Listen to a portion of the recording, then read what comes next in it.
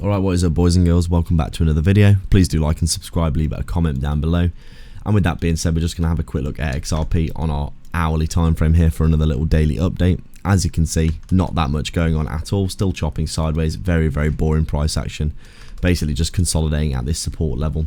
As you can see on the daily time frame, we've basically been bouncing at this level multiple times in the past, continuing to the upside as a level of support.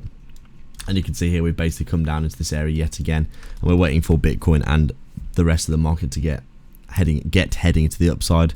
I think with Bitcoin heading to new all-time highs soon, we're probably going to see XRP's price action getting scooped to the upside for some continuation. But overall right now we're basically just waiting for the whole market to start moving up. We've been going sideways for a good while now. I do think those larger caps are going to start moving pretty soon.